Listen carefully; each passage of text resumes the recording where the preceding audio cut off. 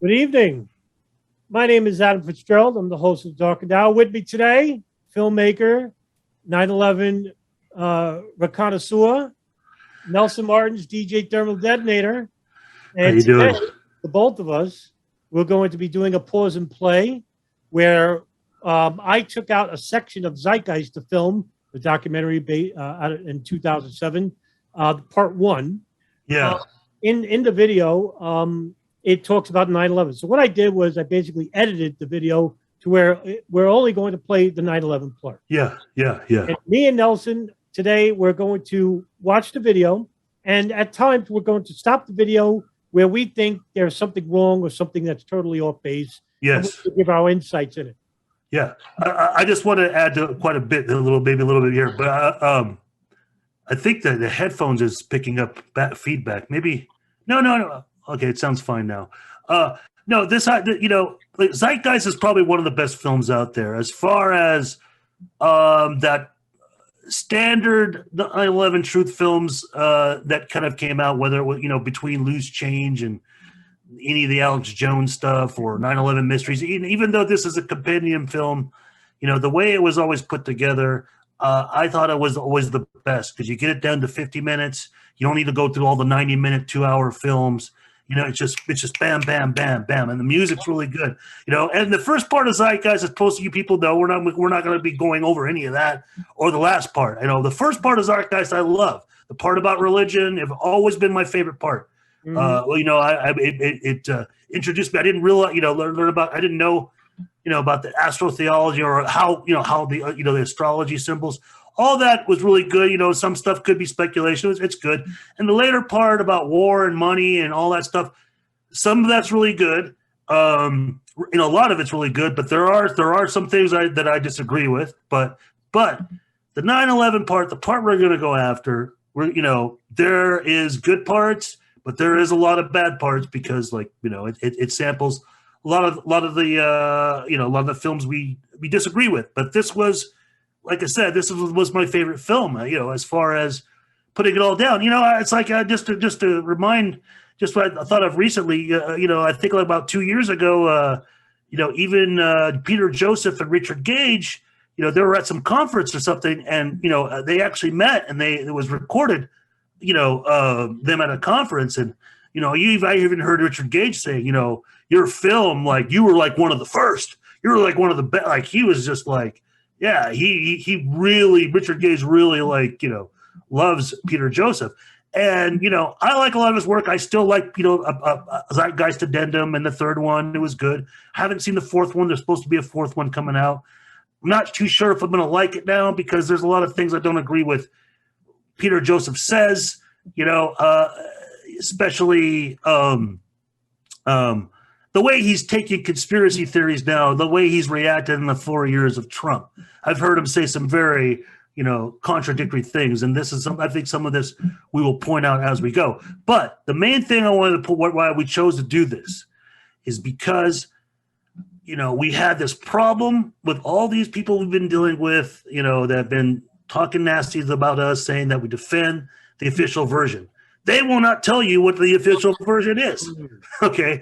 So Zeitgeist pretty much did the best job as telling you right at first, the first paragraph, the 9/11 myth.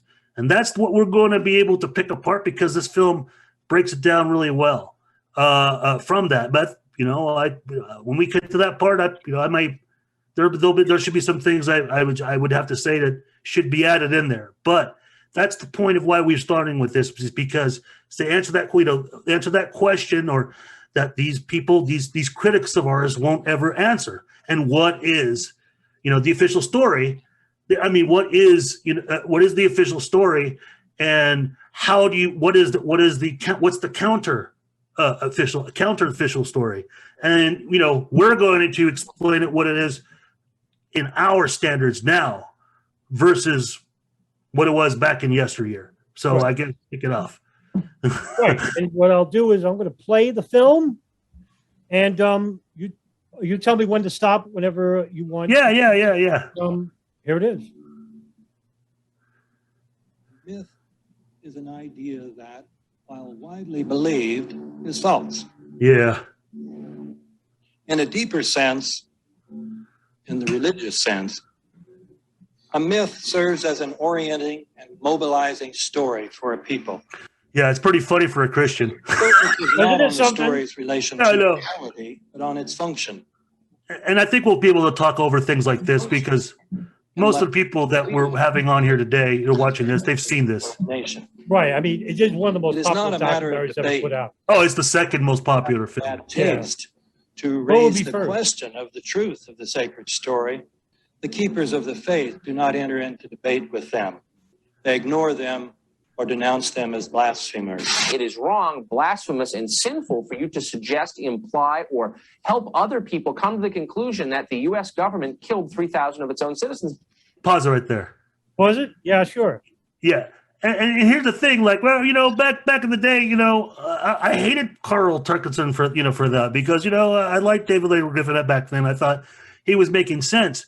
But now, and I know he's changed his position with the phone calls on the planes and stuff, but he hasn't been public about it, you know, but, you know, he still hasn't corrected that. And I gotta admit, when I'm looking at back now, you know, not that I'm agreeing about the sinful part for, you know, to be thinking that, but yeah, that's the whole problem with David Reed Griffin. He's going on this whole theory that the American government did it. So, you know, and it's really strange now because now, you know, Tucker Carlson's been, you know, attacked by the ADL and, you know, has been really, really, you know, critical and stuff. So it's like, what a turnaround, huh?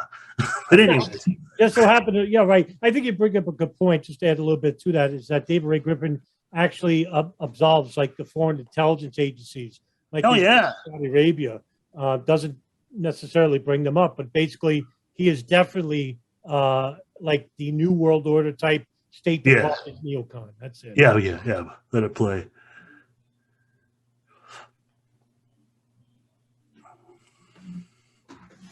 All the world's a stage.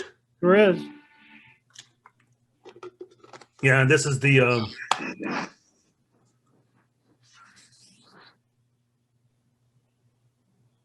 quiet, isn't it?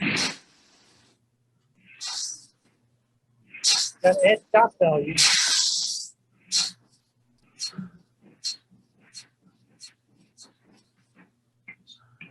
Can't hear it really well. Yes. I can't hear it really well. With the demolition piece set off when you see the old demolition for these old buildings. It looks like one of those scenes of an old building being purposely dynamited and blown up. Anybody who's ever watched a building be demolished on purpose knows that if you're going to do this, you have to get. I agree with all this stuff, like these editings. Yeah, I mean, it's just well put. This is why I even put this in my film, An Inconvenient 9/11 Truth. That the first tower just happened to I collapse. sample this. Yes, all this. Collapsed in exactly the same way. How they It is total natural reactions because that's what it looked like. Yeah, totally. Find a desk. You don't find a chair. You don't find a telephone, a computer. The biggest. I just want to add a little bit to this because this seems like a big topic with people. Like I myself, like I happen to believe that there were explosives in the basement, right? But I can't prove it because I'm not qualified to talk about this issue. Anyway, but like some people tell me, oh, you don't find like a table or a chair. But what do you expect to find when tons of rubble, concrete and steel crash down upon you? Yeah. It just seems that I think pretty naive for people to think that a table is going to exist after 110 stories of steel and concrete are pulverizing on top of each other. Yeah. No, I mean, what you know, would that be like? This is another. Yeah, it's not a great detail to defend the case for explosives. I mean, yeah, it's like, dude, those things were. I mean, the steel was ridiculous. I mean, the weight was ridiculous. Of course, the things are going to get crushed. Right. You know, absolutely. Crushed a molecule. Yeah, I mean, you have the height, you have the weight of these. I mean, it's ridiculous. Each one of those sections of the outside skin was 6 tons. Right, and even if you add into the fact that there were explosives right on every floor, well, that just leads to the credence that the explosive and the tonnage of the debris is not going to leave much of anything. Yeah. Piece of a telephone I found was half of the keypad. and it was about this big. What happened to the concrete? Was So tacky. from river to river. It was dust powder, 2-3 inches thick. The concrete was just Television is Don't- on pictures don't with all what a the government like that. watching television before. Yeah, and I saw it that afternoon. I saw Building 7 come out. Well, I saw one of the rerun reports from Daniel Rather. It had it. I'm pretty sure it was CBS. Oh, is that right? Yeah, yeah. It's not that it was nothing obscure. And then I've got, let it play. Okay. We can talk over this. And then I've seen lots of reports, days afterwards about Building 7 still. Even about it being on fire, to me, it sounded like not controllable. All this is good parts. I agree with all this. big explosion. We heard a big Yeah, those are witness accounts. Yes, that's evidence. thing just blew up. We saw some kind of explosion. By the force of the explosions. Big explosion. Blew it back into the Yeah, It's a lot. that one especially. A huge explosion. Yeah, the lobby thing, man. Yeah. huge explosion. Huge explosion that we all heard and felt. We just witnessed some kind of follow-up explosion. We heard a very loud blast explosion. A secondary explosion at Tower 1 camp. That is another bomb going off. He thinks that there were actually devices that were planted In the building, planted in the building. Yeah. Listen, another thing too, just because you heard an explosion isn't proof that it was an explosive. Yeah, exactly. Could be residuals. I'm not saying they weren't explosives. I happen to think they were. But I don't, not every explosion is proof of explosive. Yeah, not every witness account is going to be concise. Yeah, yeah. It could be residuals. Yeah, of things falling. Yeah. Right. The 9/11 myth. Yeah, here's the part. 19 hijackers directed by Osama bin Laden took over 4 commercial jets with box cutters, and while evading the air defense system, NORAD hit 75% of their targets. In turn, West Trade Towers 1, 2, and 7 collapsed due to structural failure through the fire in pancake fashion, while the plane that hit the Pentagon vaporized upon impact, as did the plane that crashed in Shanksville. The 9/11 Commission found that there were no warnings for this act of terrorism, while multiple government failures prevented adequate defense. Now, some things I think they should have put in there is, it's not just funded, should have been directed by KSM. So it's funded by Osama bin Laden, directed by KSM. We could say maybe it would be worth mentioning the Hamburg cell, ringleader, led by the Hamburg cell. But I think one of the things that should be missing in there is Zacharias Moussaoui. 19 hijackers plus 1 already in jail 2 weeks before. He's part of that official narrative. He's part of that. He's supposed to be on Flight 93. So I think they missed certain things in here to make to show what this official narrative is. So yeah. Right. What do you think? What do you think, Adam? What do you think is missing out of here, really? Actually, I think you hit a little bit of points at home, but I mean, for 9/11 in itself, God's sake, we both agree with this, is that it's much more expansive in its nature. Also, Yeah. they don't bring up the extra hijackers like. Oh yeah, we'll get into that. We'll get into that when they zoom to each part. Because those are the points we'll be using to debunk, but at the same time reveal, expose. But that's important. That's going to be important there'll be cherry picking going on. You'll see. Hey, listen, I also want to point out, because it does involve the both of us, by the way, in that the truth movement, basically, we both have been inundated by, you guys support the official narrative. Now, from my experience, and I don't want to speak for you, maybe you'll have a different view. From my experience, truthers believe the official narrative is simply just that 19 men, Islamics, who hate our freedoms, hijacked 4 planes, and they crashed into the World Trade Center, Pentagon, and Shanksville, and that's it. And that is such a very narrow view of 9/11, because if you're saying that we believe the official narrative of the 9/11 Commission's final report, that is just one small part of the report. Yeah, there's stuff that they cover, but there's even more that they omit. Yeah, they could have put fundamentalist hijackers, and then then highlight the fundamental part, but then show that they report that look, they're hanging out at strip bars, they're fucking getting drunk, they're They could have added that. And it was like, yeah, that's a complete contradiction. Good point, dude. No, you're totally right. I totally agree with you, dude. All right, let's keep going. I just want to make it clear. Yeah, absolutely. No, but this is why we're doing this. Yeah, let it play. Oh, yeah, playing, yeah. It's going to go to no warnings, I think. It's going to go whoosh. Yeah. You know what? Like I said before, I like Zeitgeist myself. It's just like this area. I don't think anybody could have predicted that they would try to use an airplane as a missile, a hijacked airplane. It's another player, yeah. And I don't think the prior government that could envision flying airplanes in the buildings. No specific threat involving really domestic operation or involving what happened, obviously, the city's airliner. And so there were no warning signs that I'm aware of. USA Today reports that in the 2 years before the attacks on September the 11th, NORAD conducted exercises using hijacked airliners as weapons. And the answer for that will be right up ahead. Watch, and they don't detail it. Okay, yeah, this was also shown in Loose Change. Whoopie-doo. It had already been attacked in 1993. Yeah, exactly. Oh, why would they be targeting the Pentagon? Where are they getting these ideas from? Where did they get that idea from? Right here. But see, confidential documents from the Philippines emerged by CNN. The plan was clear. He will board any American commercial aircraft, control its cockpit, and dive it at the CIA headquarters. By the way, that's talking about the Bojinka plot.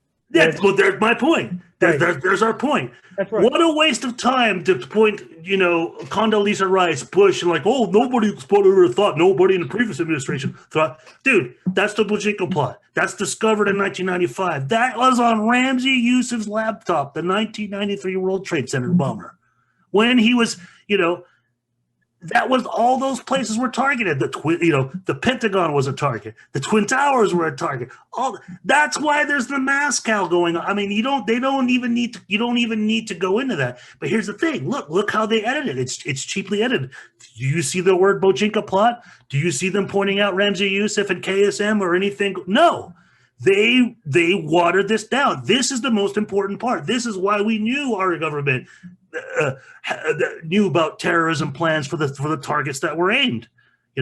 So do you think the reason why they omitted Ramzi Yousef and Khalid Sheikh Mohammed and Abdul Hakim Murad, the constructors of Bojinka plot, was just that they're perpetrating a no Arab hijacker type? Absolutely. It's crafted. It's cheaply crafted. I'm trying to find the right vocabulary, but it's deceptively edited like that, to remove any Arab involvement, any foreign, to obscure it.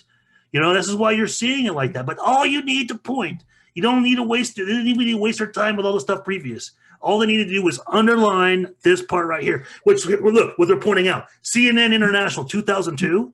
No, the Bojinka plot was reported when it was found. We have reports about it in 1995. It's been talked about. It was talked about year after year. You made it an integral part of your films. Actually. Yeah, absolutely, and that will lead to the point when we get to NORAD and all that. Right. That's the important thing. Yeah. Stop. One more thing. What's the important thing about the Bojinka plot? It isn't just 4 planes. No, it's 12 planes. Oh, right. 12 targets. But you'll see all that. You would know all this if you watch my 1993 World Trade Center bombing film. But just to add a little bit, it was actually 12 planes where they're going to put bombs on the planes and have one plane hijacked and crash into CIA language. But then they also say they changed it to being hijackers, that it would have been kamikazes. Oh, okay. Yeah. There's 3 phases. The Federal Aviation Administration received 52 warnings about Al-Qaeda in the 6 months before 9/11. Now this is a new edited version. This is that's not on the old version. This is not testimony about the former. Schaefer's not on the old version. No, this is the new version. Mohammed Atta and 3 other 9/11 terrorists as members of an. Yeah, this is on the new version. This is not the original version. Is the new version not? Is the new version doesn't have this? It doesn't go. That doesn't have this. Doesn't show this. Doesn't do Schaefer. This would be a little bit better then. I'm used to the old version. Nelson, I couldn't tell you. It's been that long since I. This is the new version. This is the newer version. Yeah. They gotta go. It's all right. It says the basics. 3 cells which conducted the 9/11 attacks. Yes. And Schaefer wasn't chasing ghosts. wasn't chasing CIA operatives that were going to fake hijackings and do swapping planes. No, he was following the goddamn network. Right. He's talking about Able Danger, which was of course the operation, which was doing signals intelligence with the Land Information Warfare Activities Division on hijackers. Yes. You've interviewed him. You've already interviewed him. Tony Schaefer, who was the first member of Able Danger to go public, has now been told in writing by the. But this is like too good for them. It's like they add this in there, and it's like it's obfuscating things. It's like what? Prevent the American people from knowing the facts about how we could have prevented 9/11, and people are covering it up today. That's right. It's true. Security encounter. Yeah, that's totally new version. Read in the At least words 12. of George Tenet that the warnings of an imminent attack. Yeah, this is now going back to the old version. Something dramatic should have been done. It was unparalleled. Instead of Russia, Israel security issued war. Yeah, long, but yeah. Here it is. Head of Pakistani intelligence of the ISI, Mahmoud Ahmed, requested Omar Sheikh to wire $100,000 to Mohammed Atta, who was the lead hijacker. Hijacker Mohammed Atta received wire transfers via Pakistan. The man sending the money to Atta is believed to be Ahmed Umar Saeed Sheikh. Omar Sheikh admits to the support. Yeah. Yes, and here's the good part. Here's the beautiful part. Omar Saeed Sheikh. How did he come about? Well, he was freed from hijackings during the Millennium Plot. The early phase that was going to be an early strike that was going to happen on the U.S. too, which was targeting LAX, but it was likely going to be 9/11 already, during the New Year's holiday, But here's the thing. Zeitgeist not pointing that out. It's like, you would be able to point out early warning signs and then like a larger plot going on. Right. If you underline the fact that Omar Saeed Sheikh, yes, was freed in New Year's during over a hijacking in India to Pakistan. Right, I believe the airlines was Indian Airlines 814. Yeah, and it was the terrorist. It was a Pakistani-based group. Yeah, basically had Pakistan ISI connections. Yeah, and they flew over. They even flew over to United Emirates for a little while, and landed there, and then they took off. They were, they were bouncing, like old school hijackings, like back in the 80s, like over the Mediterranean. Yeah. By the way, the hijackings that you could perform, but just not on September 11th. Yeah. Pakistan Government Intelligence Service, the ISI. Yes, exactly.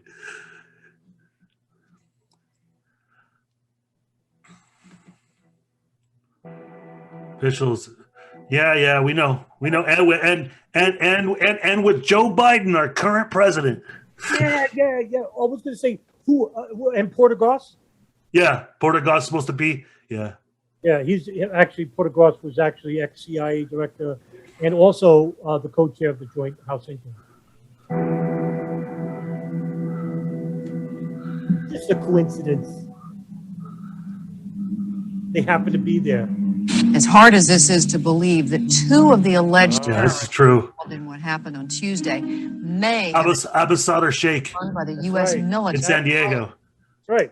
That's the informant, the FBI informant based out of San Diego. Evidence was also apparently planted. Oh. The passport of one of the hijackers on Flight 11 was allegedly found in the rebel. The hijacker. No. Oh, he didn't even. No. I'm just. I have to. This is like a big thing with the truth movement too. It's like, the passport was found in rubble. All right, first of all, passport was found on, I believe it was Church Street or something like that, and it was Satam al-Saskami. Now, Satam. Okay, I'm not saying the passport wasn't planted there, but if you're going to believe that the passport was planted there, and you went to war with Iraq, why would you leave Satam al-Saskami as a Saudi resident? Yeah, that's a good point. That's a great point. That's all I'm saying. No, good point. Hacker's passport was found blocks from the World Trade Center crash site, if you can believe that. See, and he even said, look at the report. But you know what I noticed, though? You know what he did? You know what Peter Joseph did?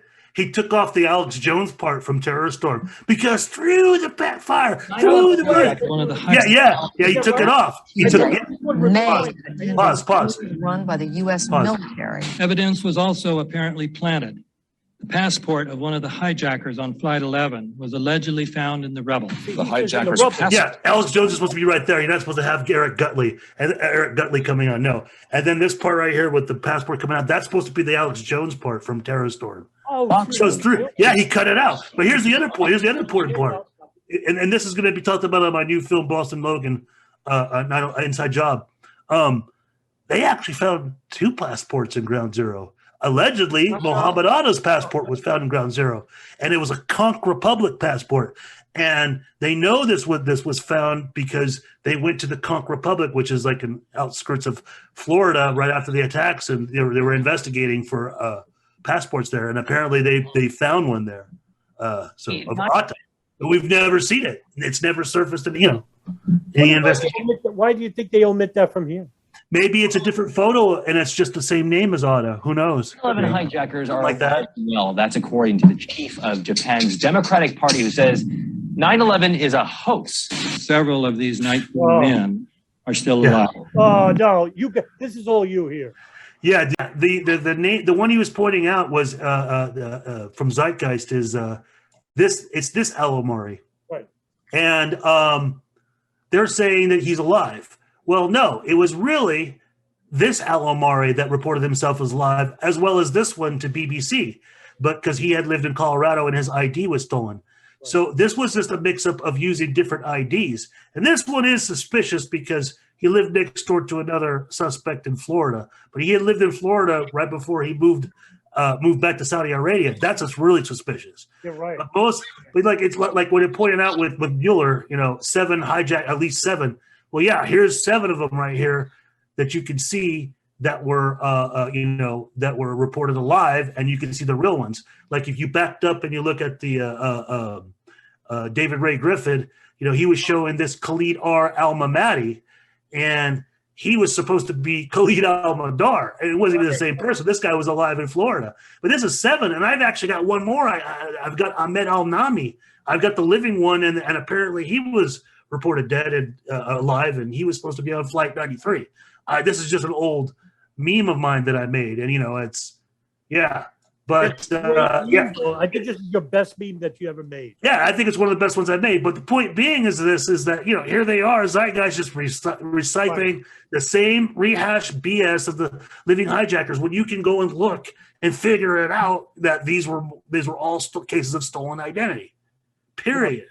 And on the BBC article, just to add, Walid, it shows Wael al-Sheri, the article, but they talked to a guy with a similar sounding name. So in Morocco, we're for Saudi Airlines. Yeah. Right. Yeah. Use your head. If they were alive, wouldn't everybody in the whole world, especially truthers, like fringe element truthers, basically interview these people?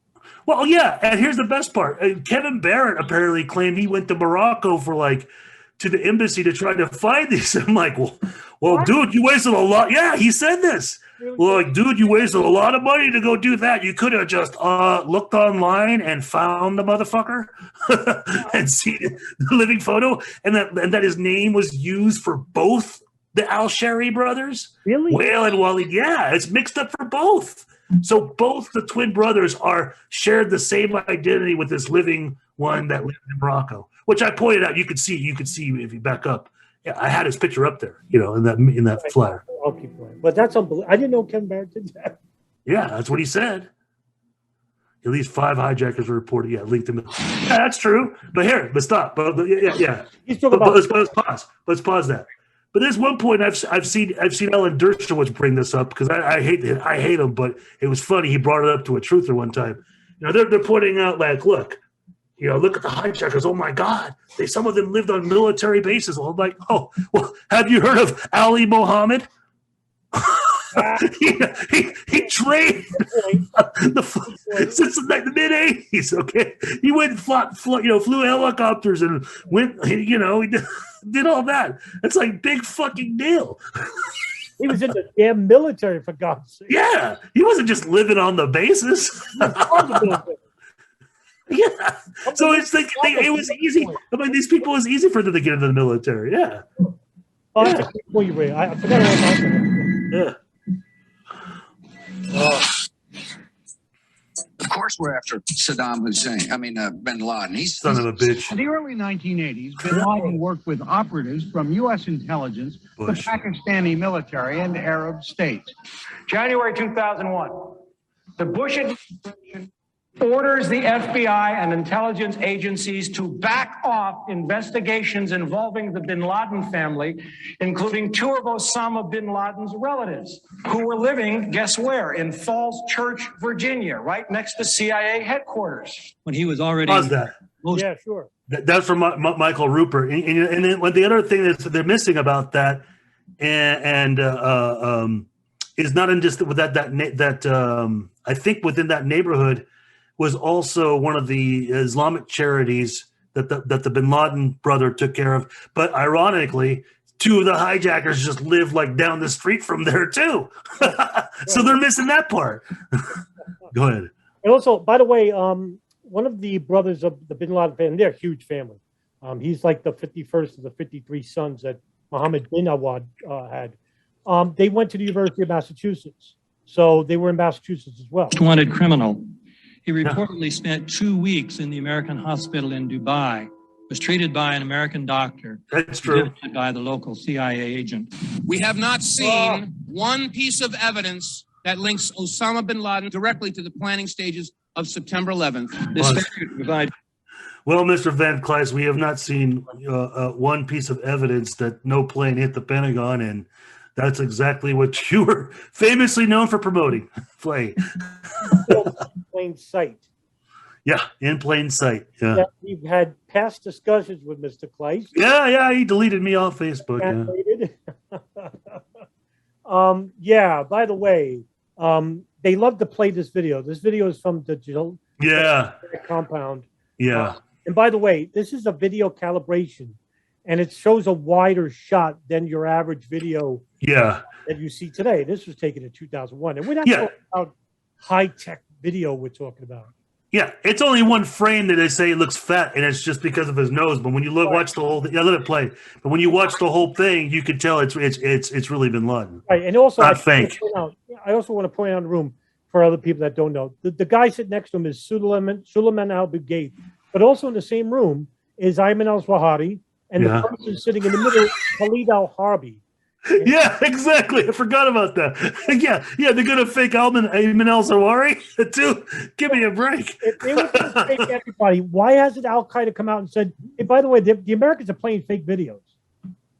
Proof was later said to be unnecessary. They don't deny this. They deny lots of other things. Admitted responsibility for the attacks.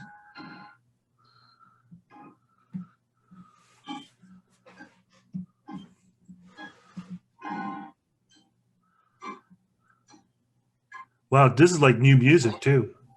Yeah. Yeah, I don't. Yeah, this is all newer version. You don't got lights in your room.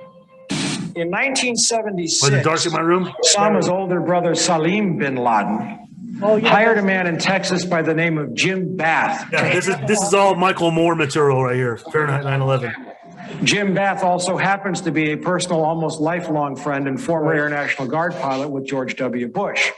The connections between the Bushes and the bin Ladens become much more clear when George Herbert Walker Bush made trips to Saudi Arabia in 1998 and 2000 to meet with the bin Laden family on behalf of a company called the Carlyle Group. Yeah. Yeah, this is true. Boston. In Boston too, right? Yeah. When this happened. Massachusetts. By the way, again, for those who think we're defending the narrative, even if bin Laden admits to selecting, say, the pilots or funding, that doesn't mean that he was the orchestrator of 9/11, which we know he wasn't. But was he part of 9/11? Sure. I think a small part. But that doesn't mean that this is just strictly, we're saying that we're defending the 19 Arab hijacker plot. It was much bigger than that. And Nelson's films go into greater detail. Once you have foreign intelligence involved. Yeah. Pentagon. Yeah. This is the ultimate failure right here. How could anyone fly a We just talked right over to this one. 25-foot wide, 44-foot tall plane through this obstacle course? The aircraft. You just do. Pentagon. You fucking guide it in and you fucking corkscrew. What is so hard about Not even corkscrew, not even a corkscrew, just not even a full 360. Yeah. Was known as a terrible pilot who could No, not he wasn't. fly. He went through five. He had 5 different pilots. You only interviewed one pilot. I have to put. He was the most experienced of all the pilots. Yeah, he was here since he was in the States since 92, 93. Yeah. At the University of Arizona to study electrical engineering. And that Maybe was- 91. Yeah, he studied flight training in New York, in North Carolina, in Texas. This guy was everywhere. And by the way, that doesn't mean you don't have to be an expert pilot To crash a plane. Yeah, this is like, Exactly. By the way, it was on autopilot for most of the drive. By the way, Yeah. Yeah. I've seen interviews with his Arizona flight instructor.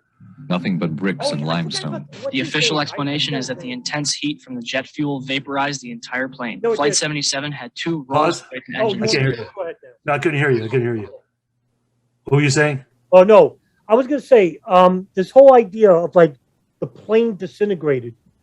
No, first of all, well, most people. This is something I feel like a broken record, and so do you, but we have to make it clear.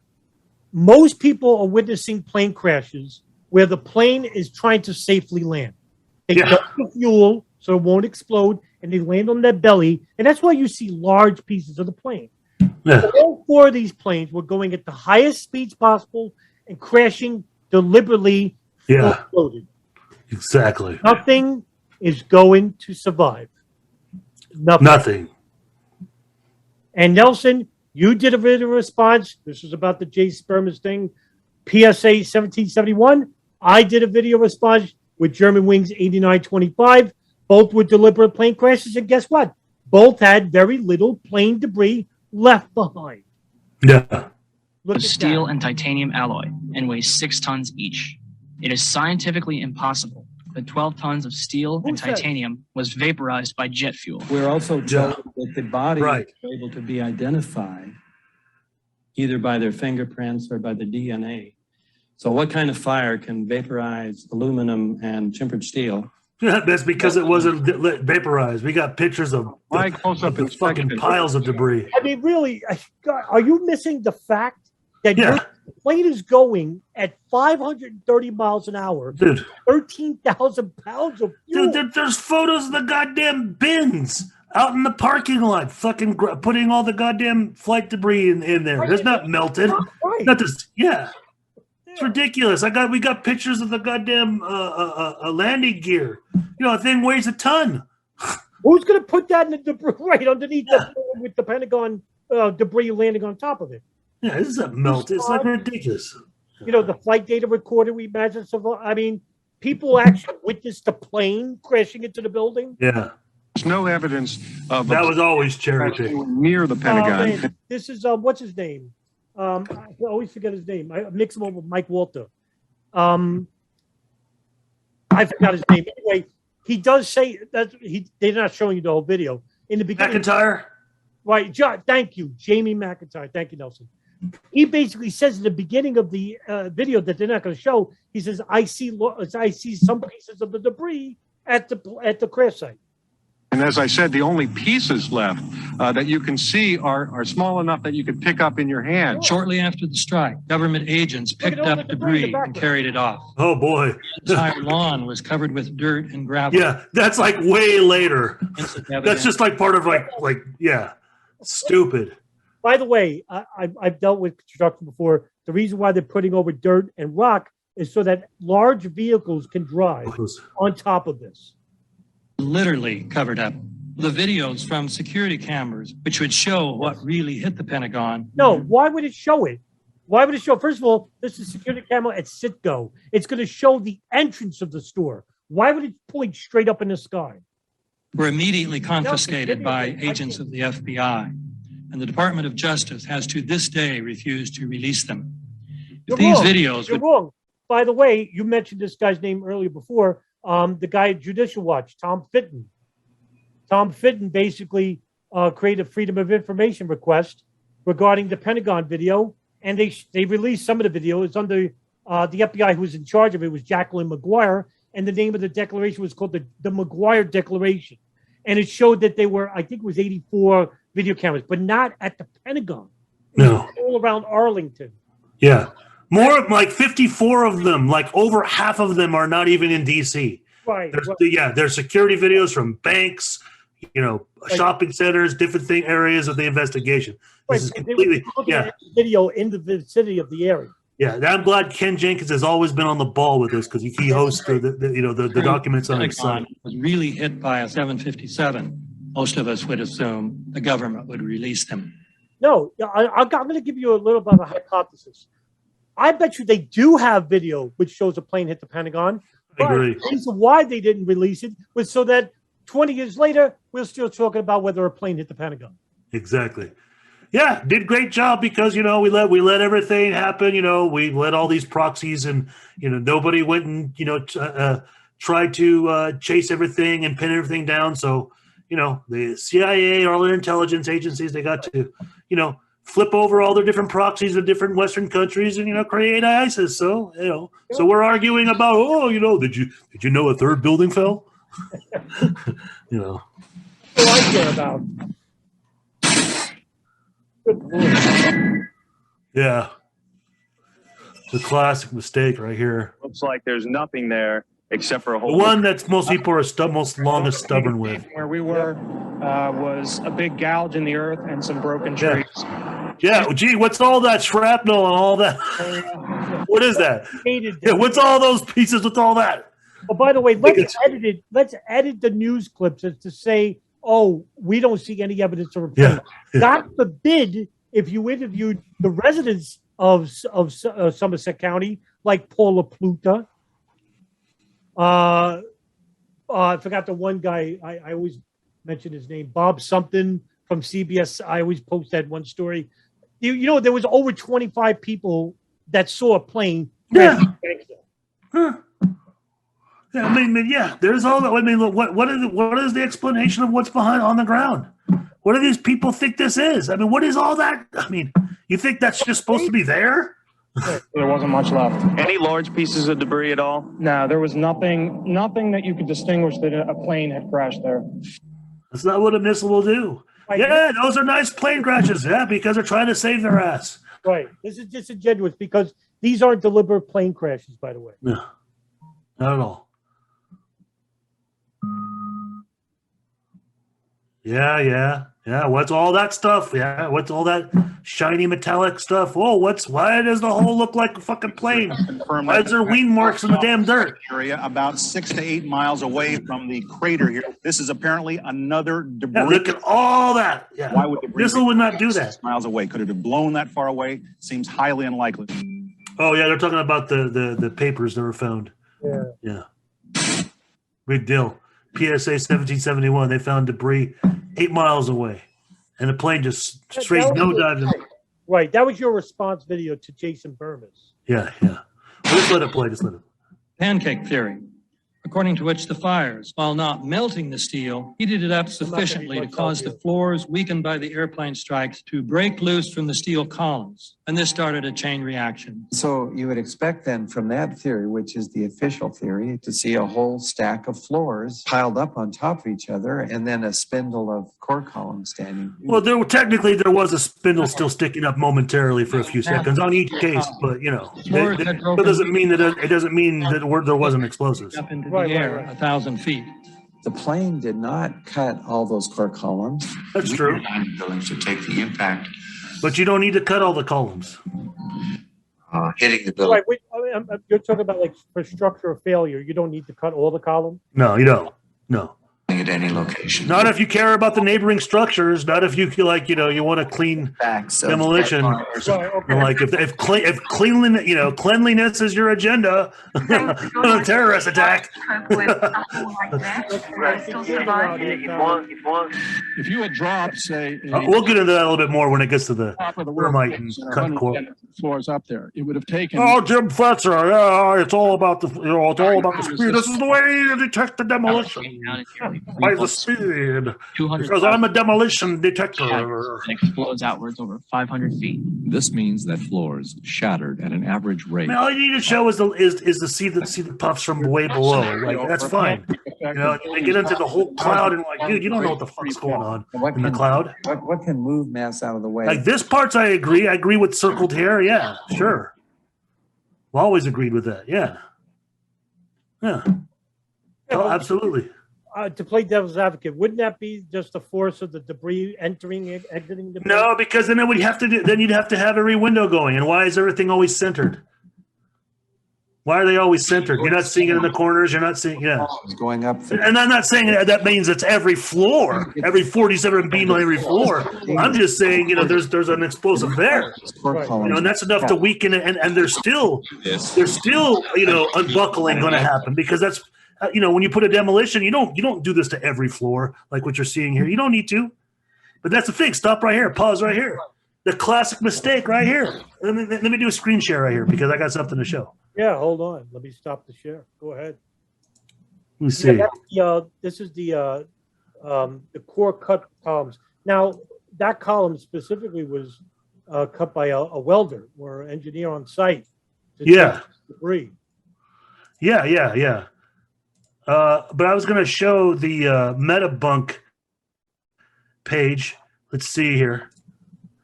There we go. What they did. This is right. Okay. Yeah. This was really done really well. Yeah. And look, there's something else I'm going to explain after I show this. But they had the slide thing for it where you could see where it was intact and when they cut it. But this was cut during cleanup. And there's you can see it right there. MetaBunk destroyed this. I mean, look, this is that's it. That's during the time when it was being cut right there. Well, you're gonna see it intact up down here somewhere. Yeah, there it is intact. That there it is cut. It was not done. This was done in October. This was not a result of the terrorists or of the conspirators. Oh man, not at all. No, yeah. Look, you can see. Yeah, he's got everything. Yeah. Mick West went through all of this. Look, every single mark to show you that this is the goddamn column. Now, look, everybody still posts this to this day.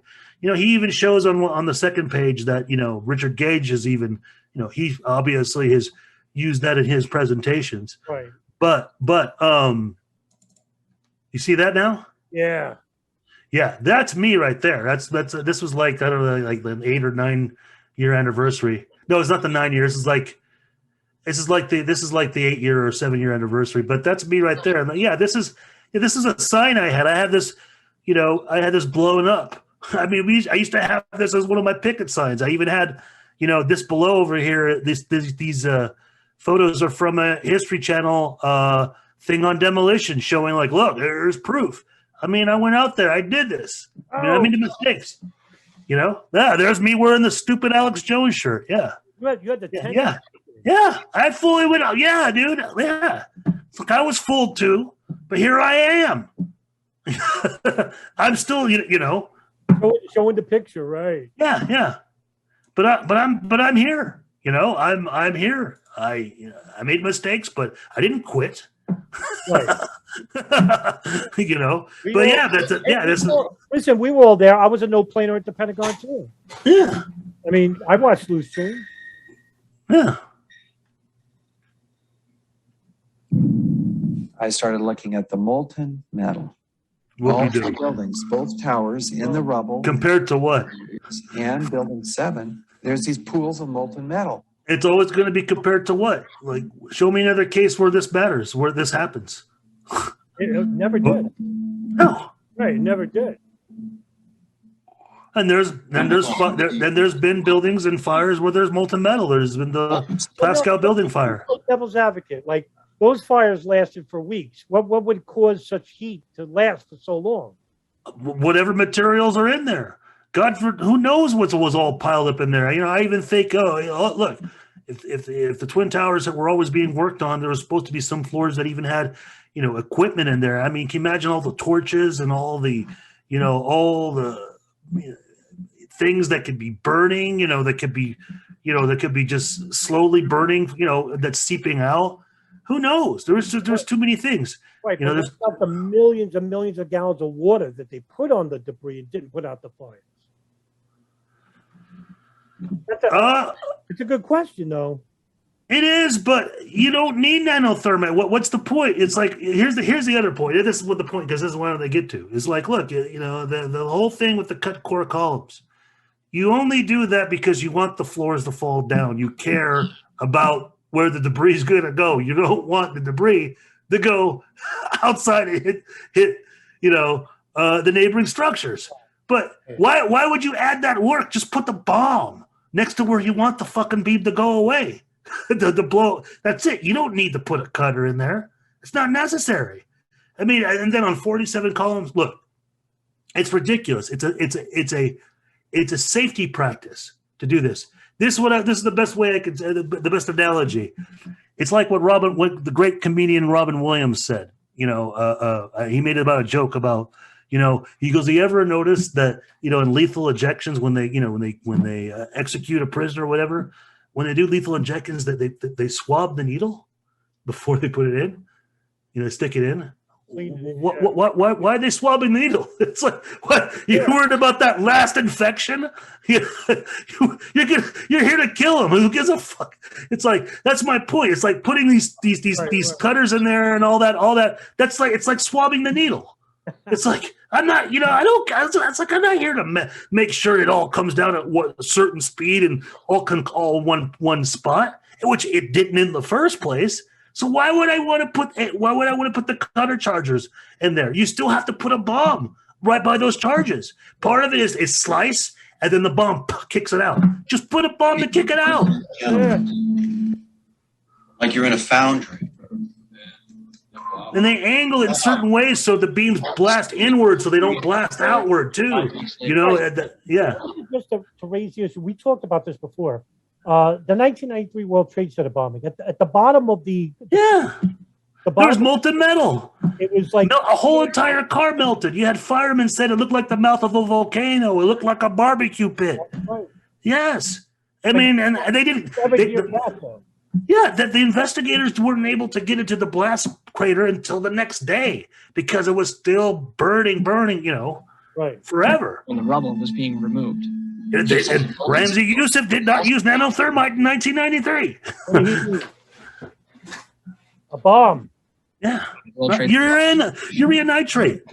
Urea nitrate. Hey, where did we find that? Oklahoma City building? Yeah. Rider van. Coincidence. Official reports. What do they say about the molten metal?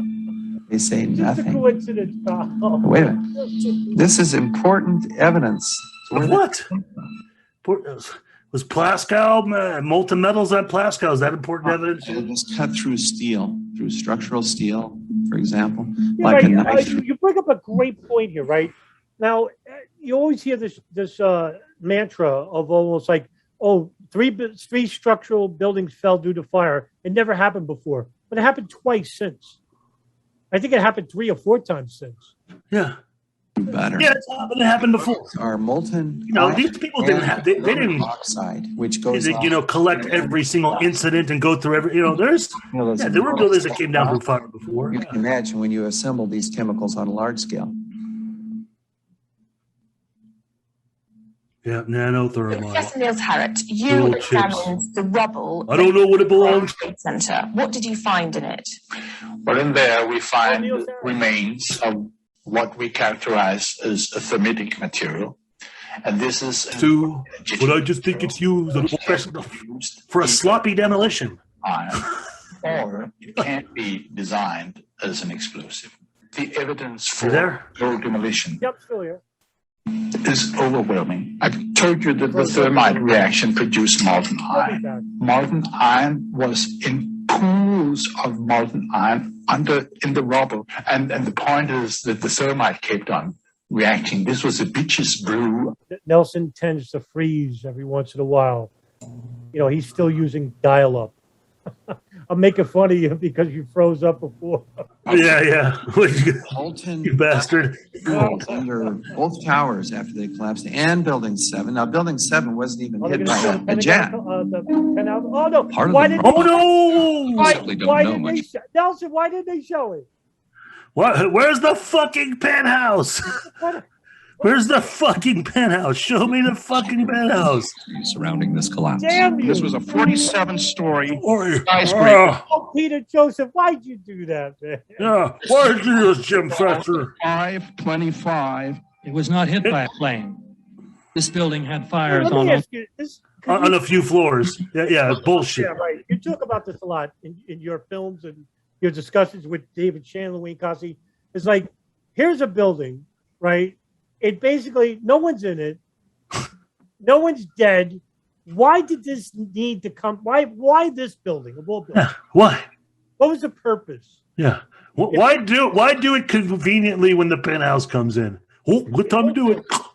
Right, because there are some truthers that say, well, it housed a lot of the intelligence. There was Enron cases. The CIA used this building. Well, if you want to destroy documents and files, wouldn't it be cheaper to shred paper instead of blow up the building? Yeah, or just set the building on fire and that's it. Really? Yeah, it's an arson job. Yeah, that's all you need to do. Like it No, we want to make sure we take it all down. Why? 2 or 3 I don't know. And it was brought Lord, down. my ass. Yeah. No. Of course, I don't want to get into specific details of like why it does not look like a demolition and versus why it does, because that's for my future. Right, they're not showing the south side of the building. Yeah, they're not showing the south side of the building, and I will cover all of this, eventually. Oh wow, they even took out the Alex Jones part on Building 7 because there's even parts of him. He goes because the crimp wedge part where you always see. I think they may have you played that before. I know what you're talking about. Yeah, you could tell Peter Joseph like fuck that, I'm taking Jones out. Well, even he had enough of Jones. Yeah, like way late. He probably had enough. Yeah, and it's an ugly model. Yeah, it's true. Yeah, and this model's ugly. I agree. It's not an accurate representation of what happened. I have to agree. Doesn't mean NIST is right as far as their conclusion. Just means their model sucks and they got crappy graphic artists, sort of like the Alaska University. That was a terrible model. Yeah, it is. They cheated on that one. Yeah, but that's a good angle to show really prove the point because of the whole kink. And then you see it at split, like, oh, well, I thought all floors are all connected and it's all coming down in pancake fashion. When it's doing that, that's not a pancake fashion.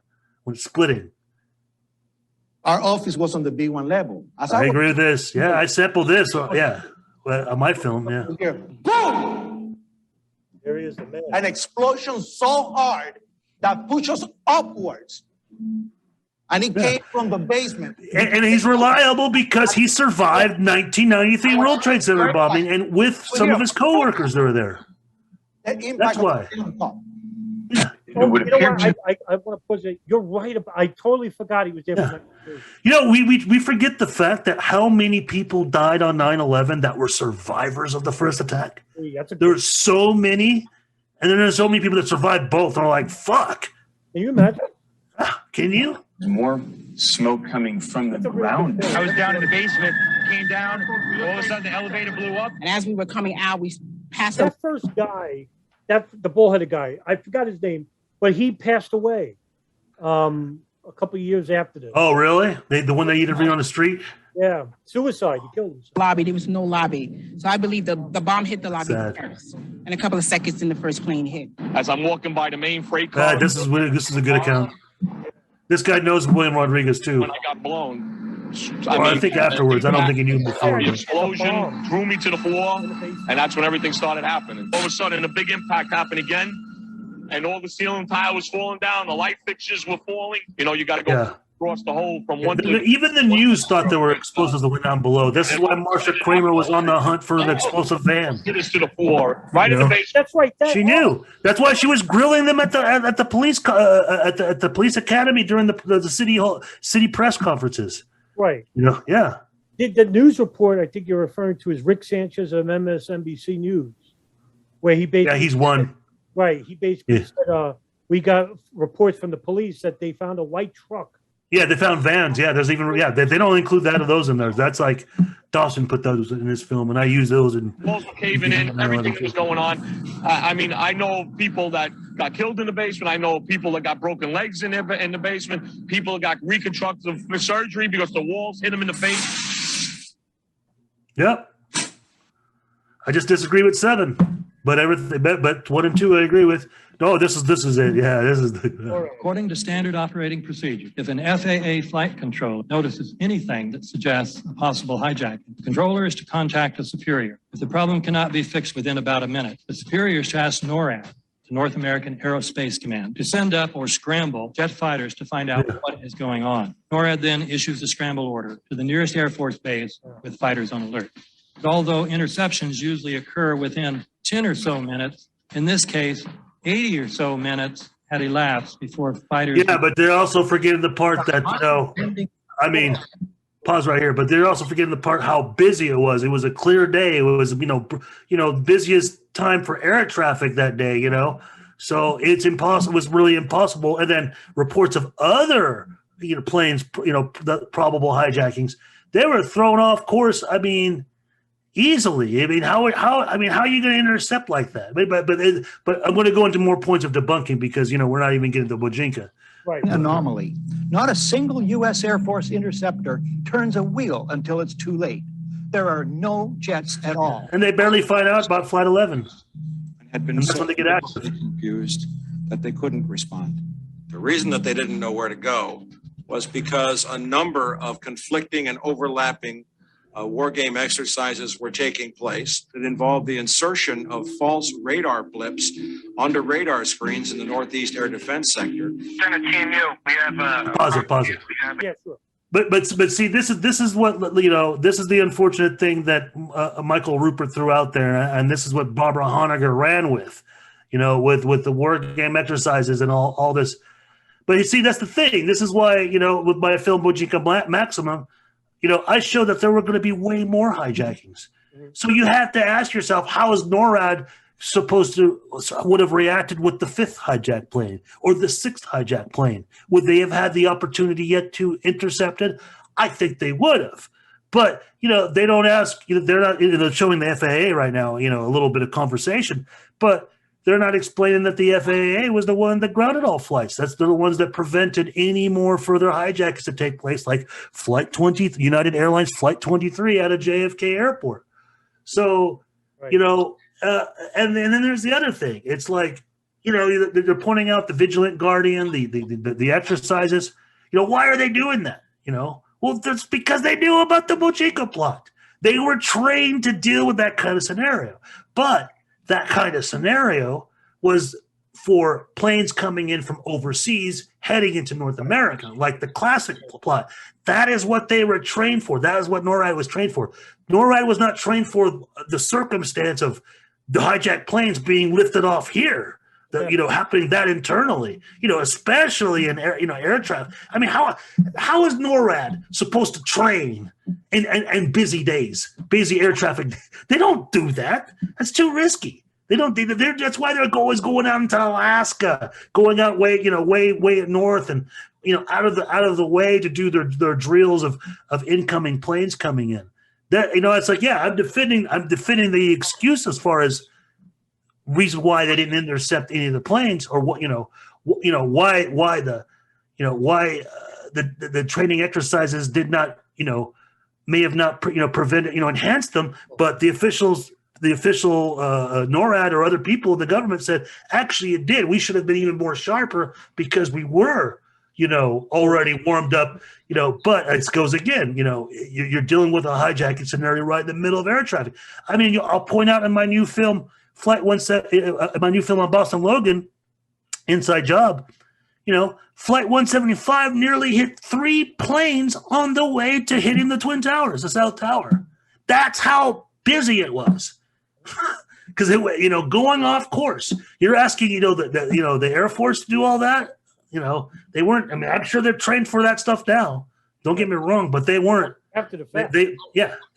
But point being is that if you just address the Bojinka plot in the beginning, you know, with the warning signs and all that, you know, but, you know, this all makes sense to everything else. But with the extra hijackings too, you know, because it's part of the original plan. The 9/11 was to be the Bojinko plot, baxed out.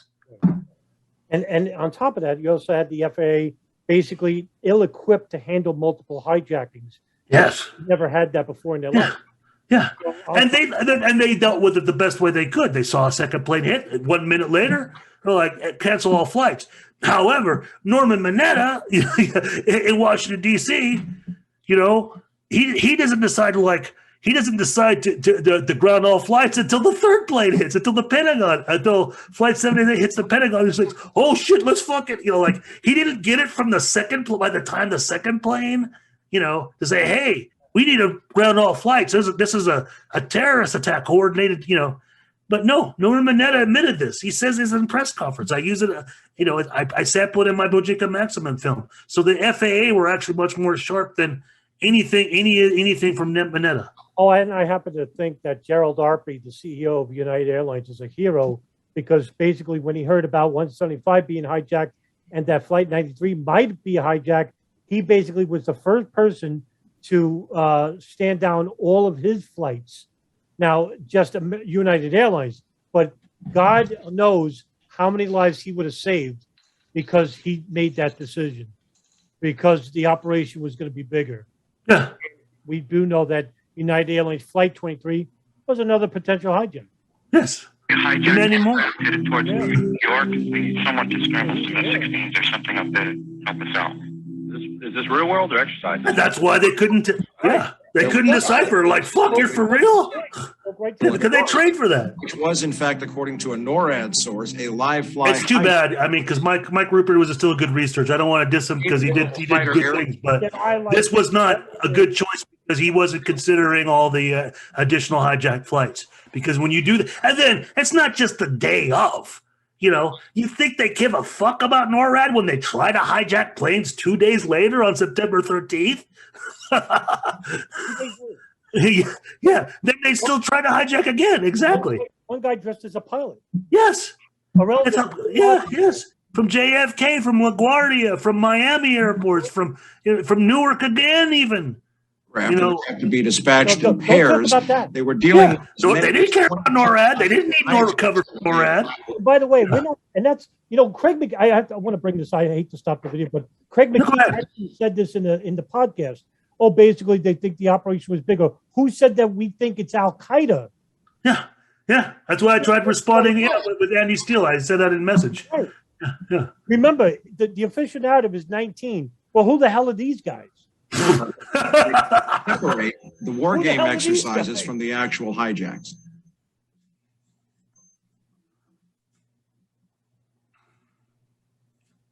Yeah.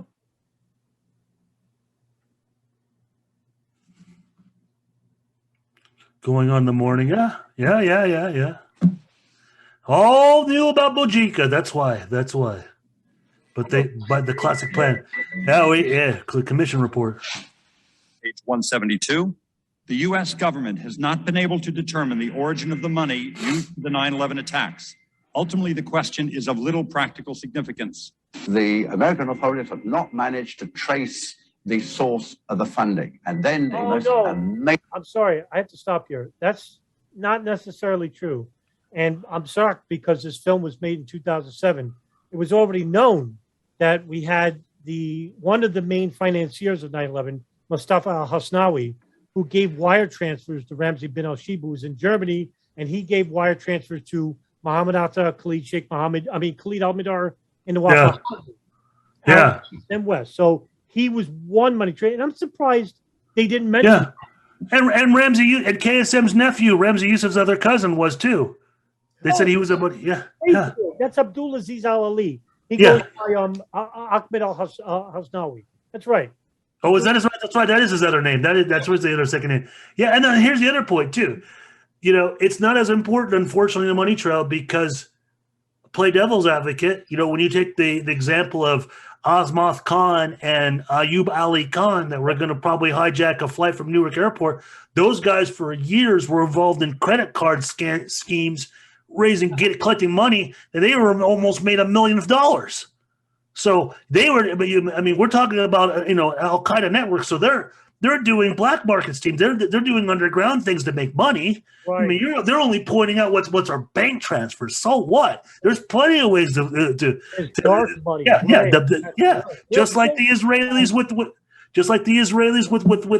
the moving scams and screwing over customers. Off the book. Yeah. Drug rings, all that stuff, all off book. Funding. Right. So and technicality, it does matter. I mean, we should still point out what the bank transfers and all that, but they're covering up the fact that many of these people were involved in black market, making money that way. Yeah. Great point to raise, because we don't know about the wire transfer.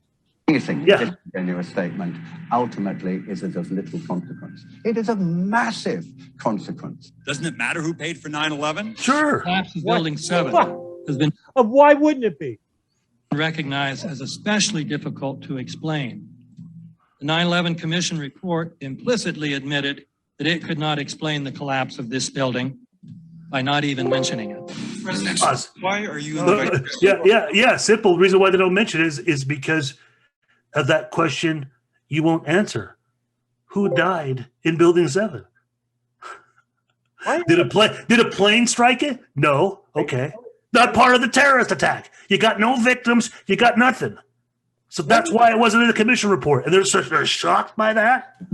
Right. And we know some prominent names in the truth movement that love to basically say that Building 7 is a smoking gun. Oh, bullshit. Yeah, Give me a suspect. One. Give me an alibi. Give me an alibi for 520. That's all I want. Why? I mean, you got some shitty terrorists. And if it was like, oh my God, it's a smoking gun, they got to hide it, contain it. Okay, then why did they do it at 520? Why did they wait till nighttime so nobody could see it? If it was such a big deal that it needed to be done, and then why show it? Why show it in broad daylight to everybody if they're covering it up now?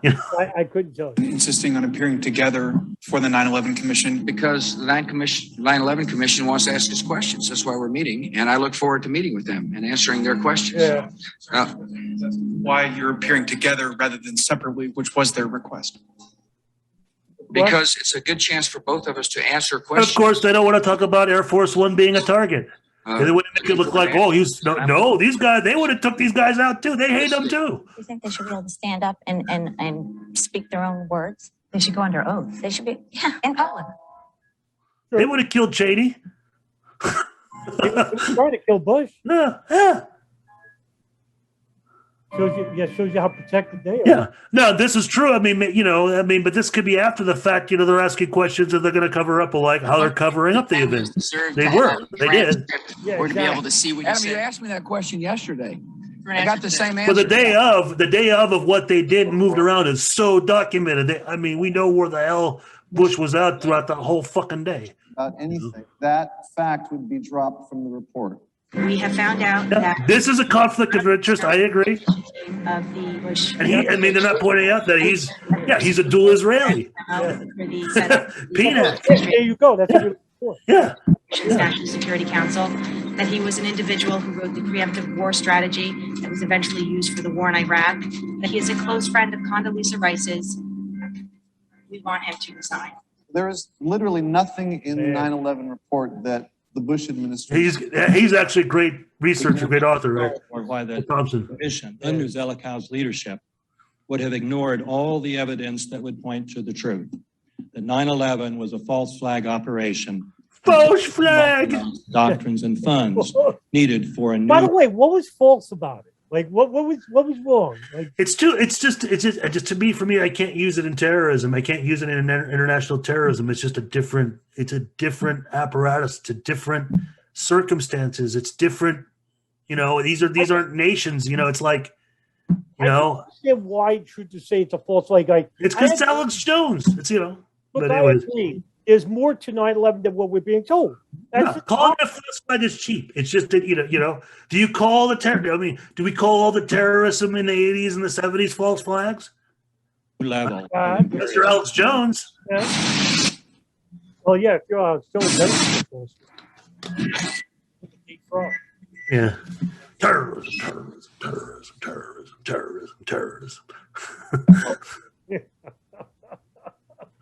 This is funny. This is the funny part. Armed with knives, armed with chemical, biological, nuclear weapons. Fanatics, terrorists, September 11th. September 11th, killers, September 11th, terrorists. Terrorists of Al-Qaeda, terrorists, nuclear weapons, terrorists. 9/11, terror, terrorists, evil. September 11th, September 11th. The terrorists, war and danger. September 11th, terrorism, global terrorism, terrorism, terrorists. Terrorists, terrorists, terrorists, terrorists, the terror. Terrorists, terrorists, terrorism. September 11th, global terrorism, terrorists. Terrorism. September 11th, world terrorism. Terrorism. September 11th, global terrorism. September the 11th, terror. It's especially funny when he says it. So, like, you basically, like, did 6,000 years of editing and Mass destruction. September the 11th. September the 11th. Terrorists. The evil terrorists. Terrorists. No. Terrorism.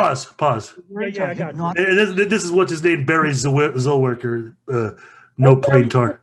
Yeah, that's his narration. This is from his documentary. I recognize where all this stuff comes from. What was his document? What was the name? The Truth and Lies of 9/11. I don't think I've ever saw it. I've seen it. It mostly goes into like Bush blaming, the reactions and all that. It's really focused on that. There's some good parts it brings up, but it's mostly. And of course, pause. I want to say something. Play devil's advocate here. They're talking about terrorism threat. Well, I'm going to play devil's advocate. Yeah, there was. There still was and remained one afterwards, But the problem is the way that they were using it by then, they're trying to tie that and associate that with Iraq. That's the problem. Right. Right. That's a good but there was still, as far as the ones in Europe and different countries. But, but they were using that as part of the Iraq pretext. That's the problem with it. That's such a good point that you raised, because, by the way, if there's no hijackers, how are we blaming this on Iraq? Yeah. To be linked to Al-Qaeda. But it's the so-called war on terrorism that's in our faces practically 24/7 as the inescapable focus of our existence. One day, our grandchildren will look back on this time and ask, how was the war on terror won? The entire Here we are 20 years later. Look at all this shit happening. I to see terrorism. I can't stand this motherfucker, Webster. To provide social cohesion, to provide an enemy image for the society to keep it together. According to neocon theory from Carl Schmitt, you have to have an enemy image in order to have a society. Another pentard. It means that the entire social order, the political parties, intellectual life, politics. Yeah, he's a classic pentard. Based on a myth, monstrous. Pause. The name of his book is Synthetic Terrorism, Made in America. Yeah, Made in America. I didn't know that. Yeah, Synthetic Terrorism, Made in America. How kosher. How kosher.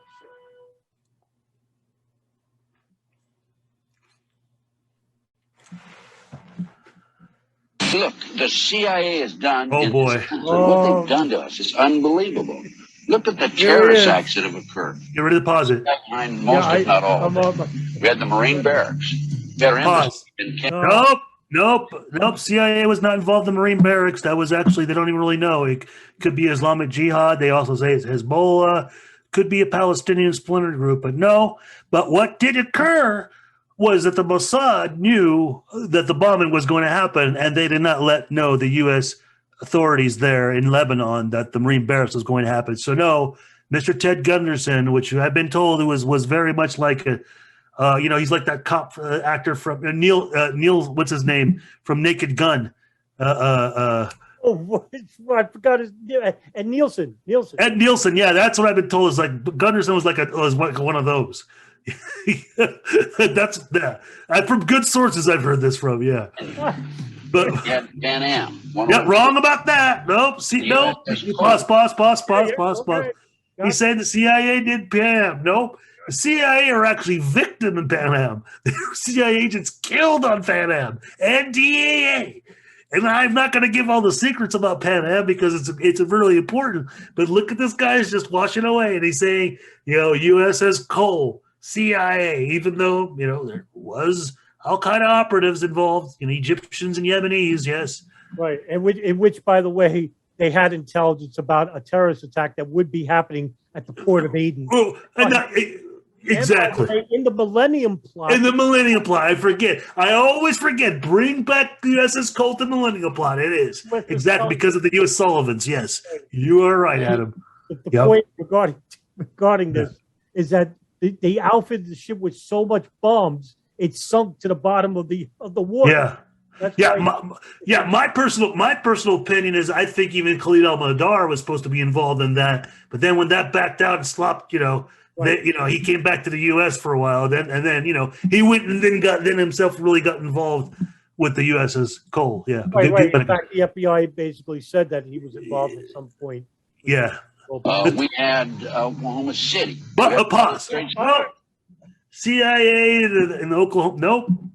I've heard about trying to blame the FBI. Could be because there's some people they may have let in, but DEA. I've heard. But no, that's a bigger cover up going on. It's a bigger mess than simplifying it to the CIA. Do you think the reason why he's saying the CIA is responsible for all these is so that you look down a dead end, and he's doing it on purpose? Of course, and he's FBI himself, so he may even have a compartmental axe to grind against them too. Right. Because it could be that too, but essentially, CIA. Pause. Right. Yeah.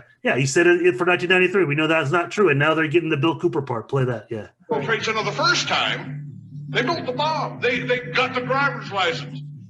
The informant, the informant, a fellow named Salam, a 43-year-old former Egyptian army officer, he was given the assignment to put the bomb together, and he went to his supervisor, his FBI supervisor, and said, He's mixing in the Millennium Plot with not Millennium Plot, the New York Landmark Plot with the 1993 bombing. That's not what was going on. No. What is wrong with you people? Be bombing here, right? Emad Salem. Yeah. Oh, we're going to put a real bomb. No, that's when the FBI gave Salem the warehouse to play with explosives. He did not give them that warehouse before the 1993 bombing. That's why the warehouse with video and audio. Yes. And by the way, the first bomb where Emad Salem was building, that plot was by El Said Nosser. So he visited El Said. Well, it was to bomb multiple neighborhoods. There was no direct.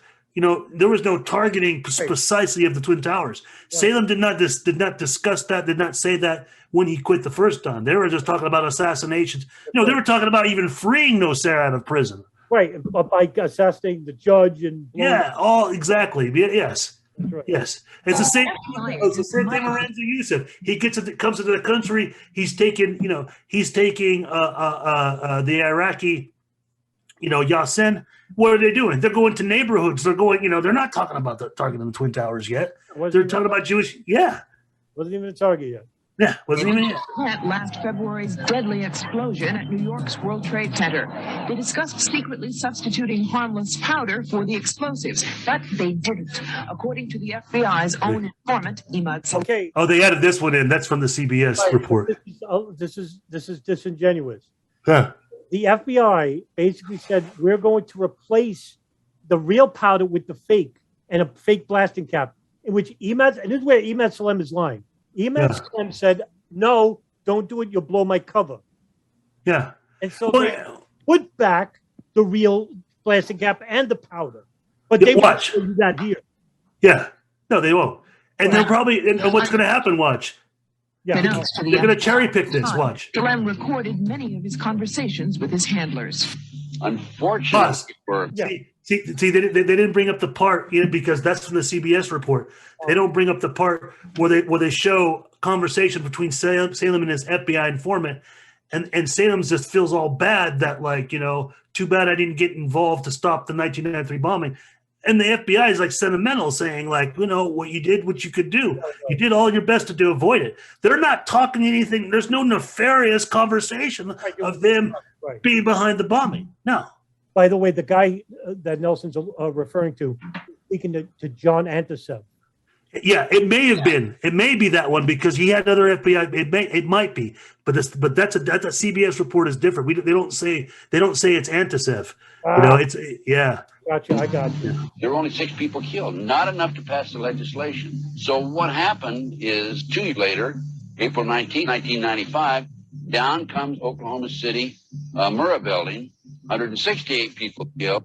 1 year later, the anti-terrorism legislation that takes away many of our constitutional civil liberties Clinton is passed.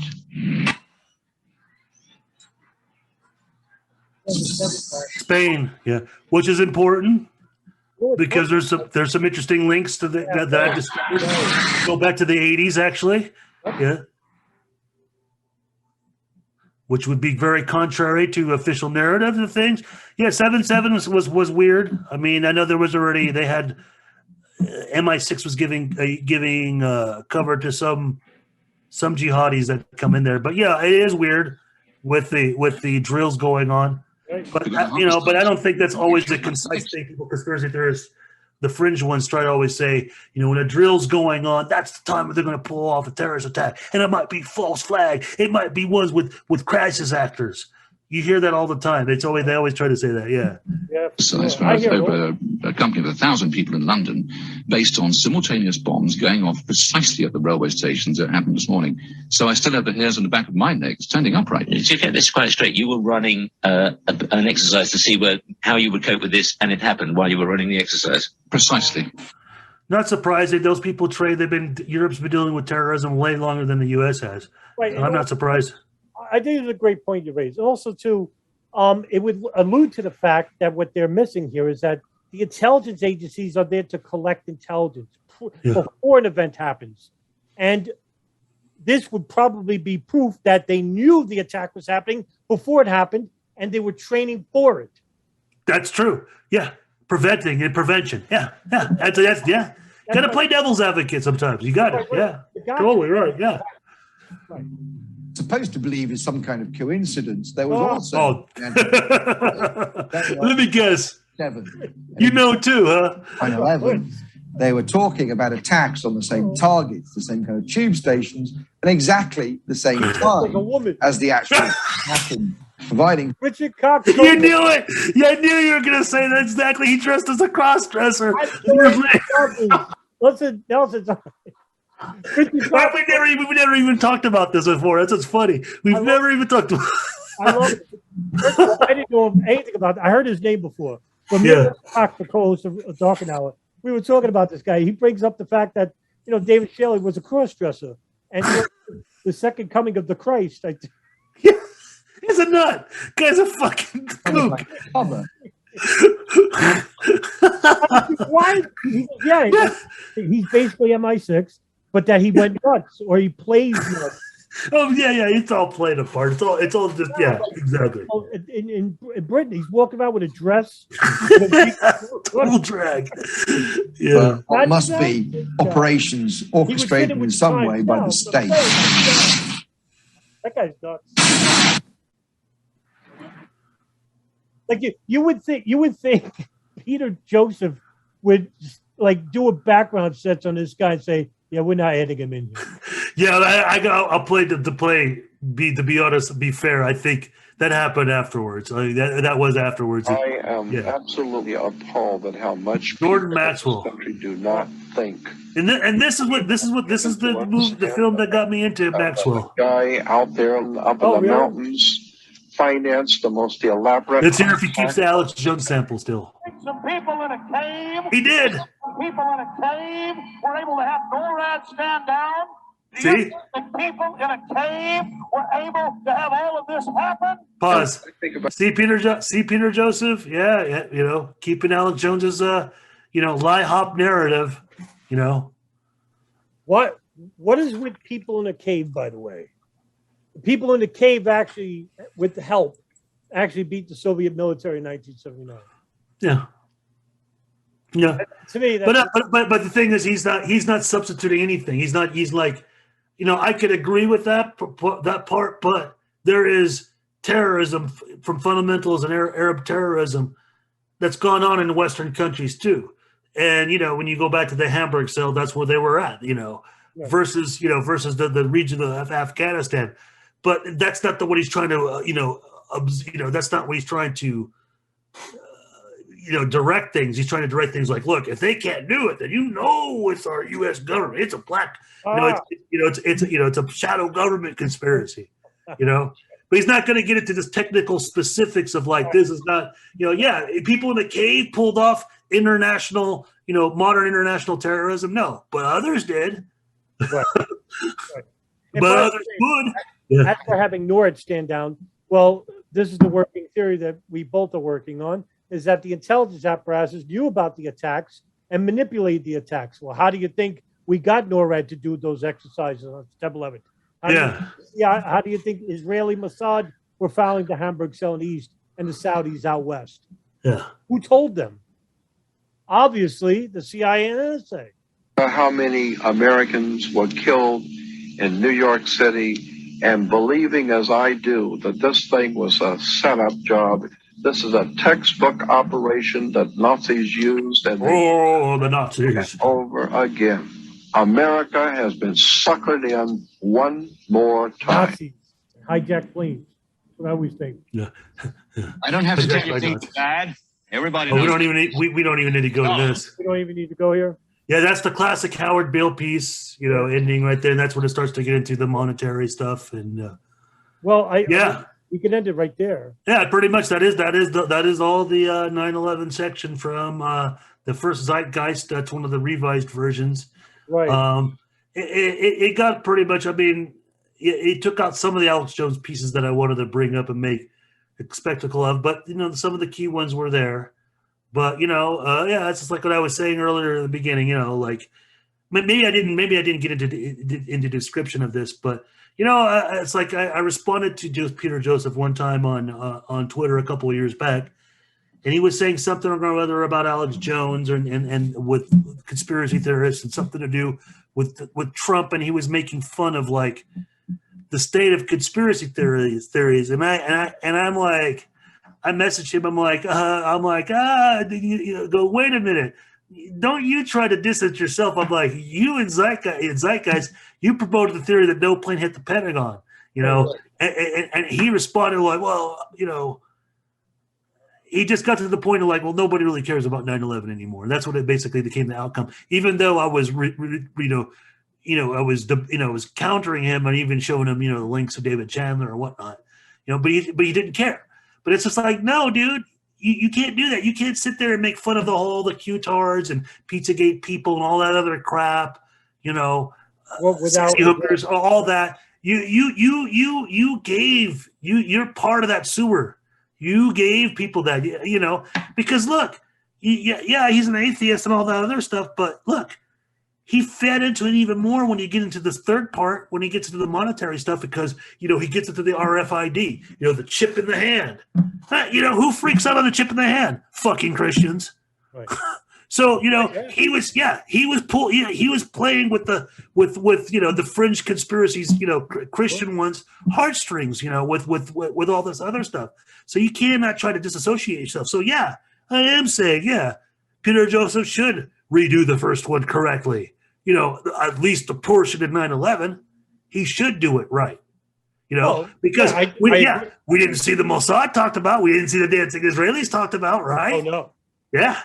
That was the main thing That's one of the main things we wanted to see, besides everything we were talking about, the extension of what the plot was really going to be. Sure. So you didn't see that. And that's a huge thing. And that's like a popular, most known thing now. So Loose Change did that too. Yeah. That's what yeah. But stylistically, it's like what I said at the beginning, Zeitgeist did a better job presenting these, these shadow government theories of 9/11. They bring up some good points if you can use them right, but there's hardly anything accurate in that film. It's just better. It's just better than Loose Change in other films, but that's it. Sure. But that doesn't say much. What I would ask you is that now it's 2021. It was made in 2007. Do you think he would alter the film in any way possible? No, he doesn't care. He doesn't care. But that's the whole thing. He can't be riding on his high horse talking about he cares about people and all this other stuff and society. When you did this, you should correct it. You should honor the dead. You should. It's that's the whole thing. I agree with. It's like I agree with one thing when my aunt says she was very Catholic, but I agree with you. What's one thing she says about Americans? Americans don't respect the dead. I like that. That's a good quote, by the way. Yeah. Yeah. And it's like, you need to, Mr. Joseph, but I know this is not going to get to him. It'd be cool if it did. If it does, cool. But he should correct, zeitgeist, at least this part about 9/11, to disassociate himself, from these idiots. And he still sampled Alex Jones. You still heard the portions in there. Yeah, I would go ahead. Just to add a little bit to that, Nelson. I think you're right, because I give a hard time to Jason Burmis and Loose Change and them, like saying that they should revisit their films and make the correct additions, but they don't do it. Same thing for Dave Von Cleese.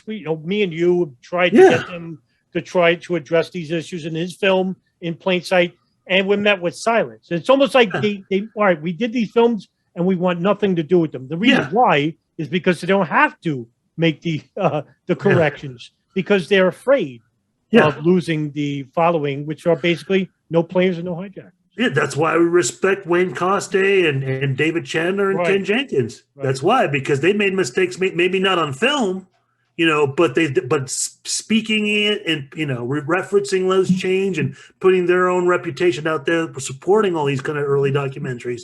Sure. Yeah, sure. So they wanted to clean themselves, and that's what I wanted to do too. I went out there and I gave some really bad information, and it's like, look, I don't want to go down in history or whatever, that I was just one of these fools, that I didn't try to fucking correct my mistakes, especially something that's so influential and powerful. It's like, I tried to go back and reach all the people that I woke up with this stuff years ago that I lost contact with. I want to show them my films. I want to tell them, look, I made mistakes.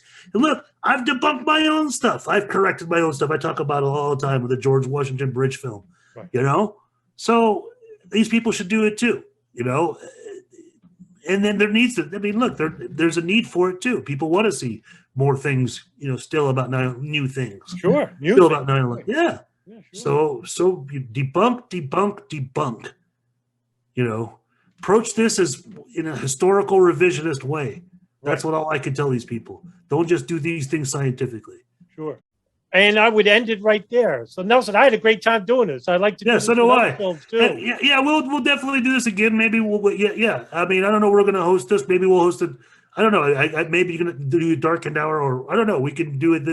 Host this on a special show that just for Odyssey or whatnot. It depends on who could. Where we can host this. Well, I'm gonna post it on YouTube. Okay. Yeah. We'll do that. Yeah. We'll see you guys in the next chapter.